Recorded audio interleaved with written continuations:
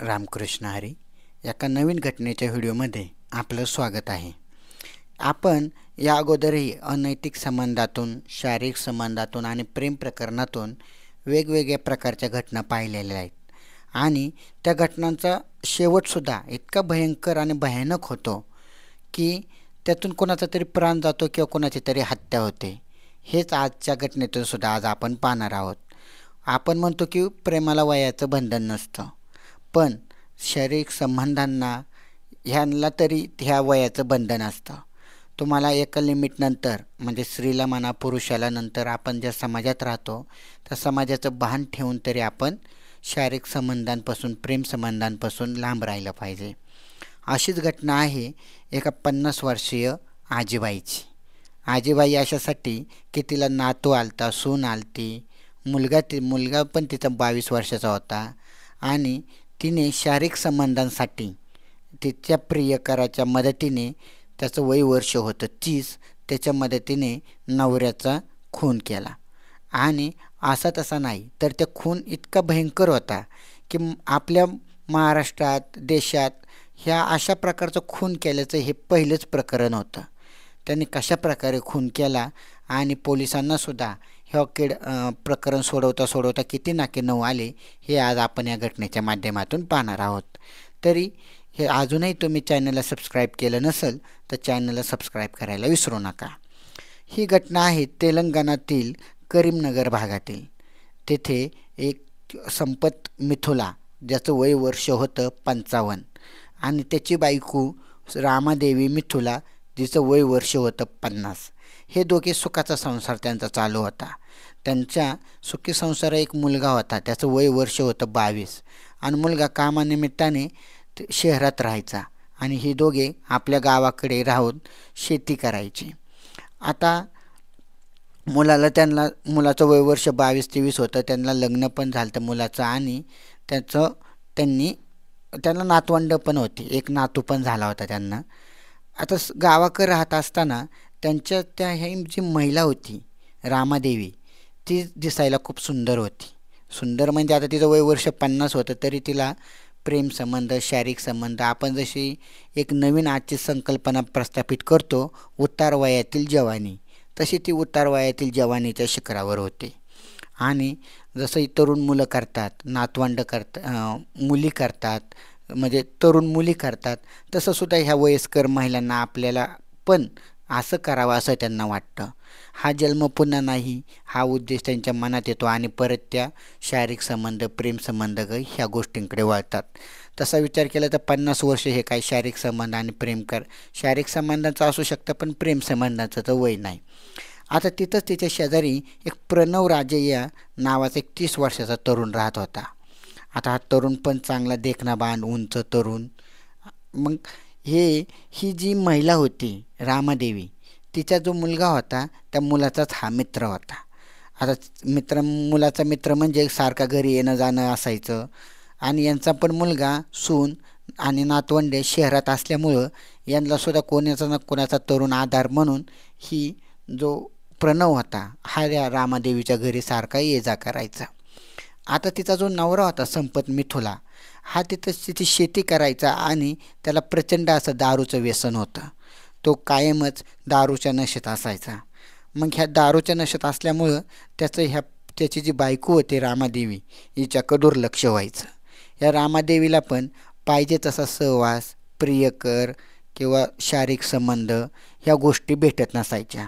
प्रेमाने जवळ घेऊन बोलणारा किंवा विरंगुळासाठी, टाईमपाससाठी कोण ना कोण जवळ पाहिजे. नातवंड आणि सुना शहरात गेल्यामुळे तिलासुद्धा दिवसभर एकटं वाटायचं. मग तिने हा जो तिचा शेजारी जो प्रणव होता, ह्या प्रणवबरोबर ओळख, मित्र, प्रेम प्रकरण सुरू केलं. आता ते काही लगेच नाही, त्यांच्या वयामध्ये जवळजवळ 20 वर्षाचं अंतर होतं. ह्या प्रणवचं वय वर्ष 30 आणि तिचं वय वर्ष 50. आता हे सहजासहजी तरी समाजाच्या विरुद्ध होतं, पण या रामादेवीने त्या प्रणववर डाव टाकायला सुरुवात केली. आता हा जेव्हा तिच्या घरी यायचा दुपारी कधी पण, एक दिवशी असाच प्रणव तिच्या घरी आला असताना तिने त्याच्यापुढे स्वतःसाठी शारीरिक संबंधाचा प्रस्ताव मांडला आता प्रणव आता हा 30 वर्षाचा होता, पण त्याचं अजून लग्न झालं नव्हतं. त्याला पण त्याची शारीरिक गरजा होत्या. त्याच्यामुळे त्याने समोरून जरी कोणतीही स्त्री आली, किती वर्षाची आली, तरी अविवाहित तरुण सहजासहजी नाही म्हणत नाही, किंवा आलेला डाव तरी कोणी सोडत नाही. तसं ह्या प्रणवने तिला जवळ ओढलं आणि तिच्याबरोबर तिथं शारीरिक संबंध प्रस्थापित केले. आता दोघांना पण एकमेकांच्या शरीराची सवय झाली होती. आता हा जो तिचा नवरा असायचा संपत, हा कायम दारूच्या नशेत आणि शेतात आणि घरातून बाहेरच असायचा. तो फक्त जेवायला आणि झोपायलाच घरी यायचा, आणि घरी जरी आला तरी तो काही रामादेवीला पाहिजे तसं शारीरिक सुख देत नव्हता. त्याचं पण वय वर्ष 55-60 होतं. मग आता ह्या दोघांचे प्रणय क्रीडा रंगू लागला. आता ही देवी घरी कोणी नसताना सकाळ दुपार संध्याकाळ तिचा जो प्रियकर होता त्या प्रणवला बोलून त्याच्याबरोबर रासलीला खेळू लागली.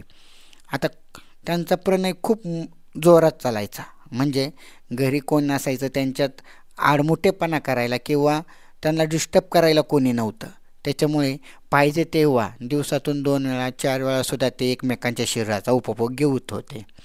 आता ही ज्या महिला होती ही वयाच्या उतार वयाला होती, 50व्या वर्षी, पण यांनासुद्धा ह्या मोबाईलमध्ये सेक्सचे व्हिडिओ बघून, पोर्नचे व्हिडिओ बघून त्यांनासुद्धा तशा प्रकारचा प्रणय करावा असं त्यांना वाटायचं.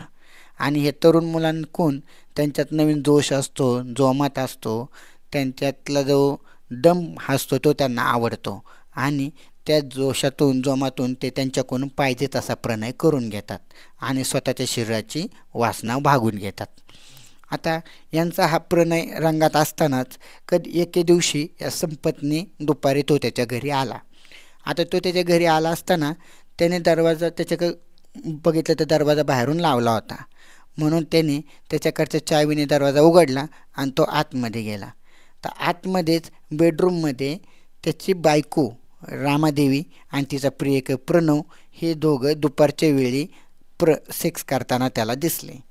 आता तो दारूच्या नशेत होता थोडा, पण शेवटी समोरचं ते दृश्य बघून तो पण हादरला आणि त्याने तिथेच त्या दोघांना शिवीगाळ करायला सुरुवात केली. आता अचानक आलेला हे पती पाहून यांची धांदळ उडाली. यांना काय करावं ते समजाना, पण यांनी कसं तरी अर्धनग्न अवस्थेत स्वतःला सावरलं आणि प्रणय तिथं थांबून तिचा प्रियकर पसार झाला.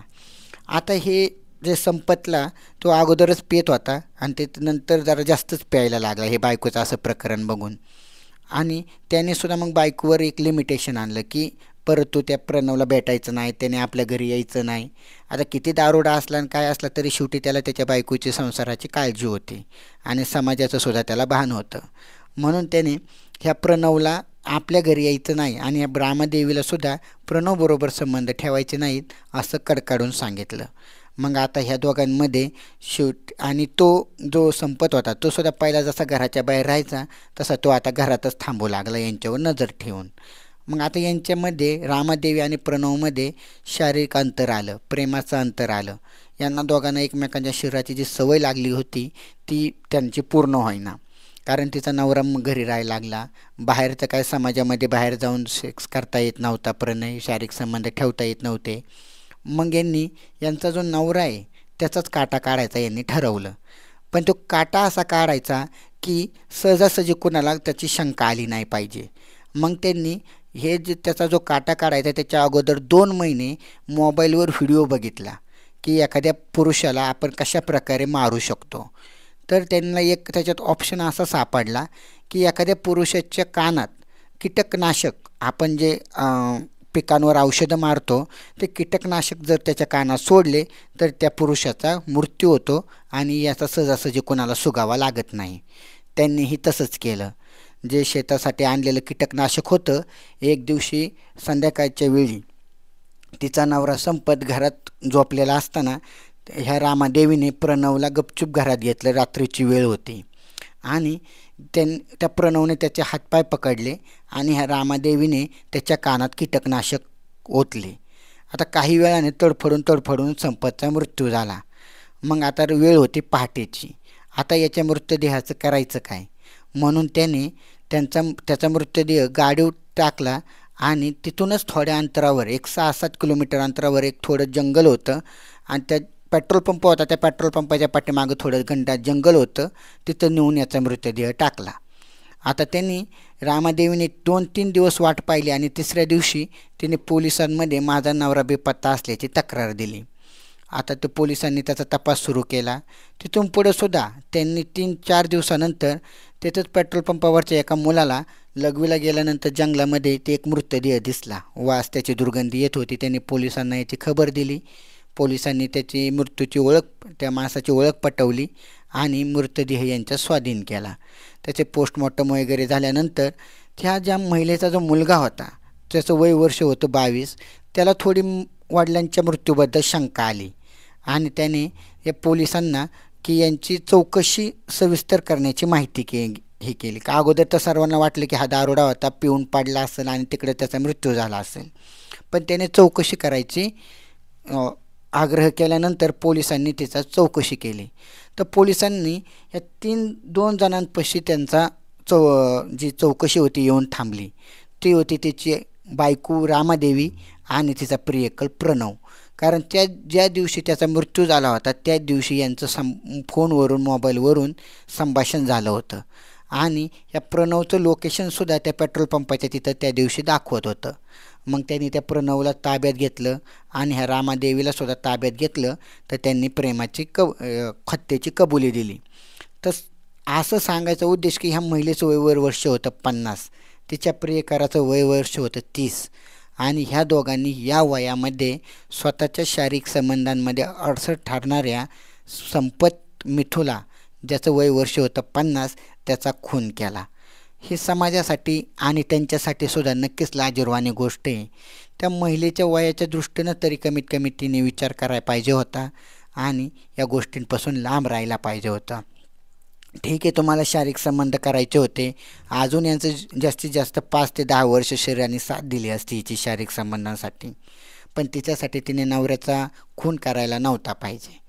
तर ही घटना नक्कीच आवडल्यास चॅनलला सबस्क्राईब करायला विसरू नका आणि नवीनच असाल तर व्हिडिओला लाईक करायला विसरू नका. आपण ह्या चॅनलच्या माध्यमातून समाजामध्ये अशा प्रकारे ज्या विवाहबाह्य शारीरिक संबंध आणि प्रेम प्रकरणातून ज्या घटना घडतात त्या समाजासमोर आणण्याचा प्रयत्न करत असतो. रामकृष्ण हरी.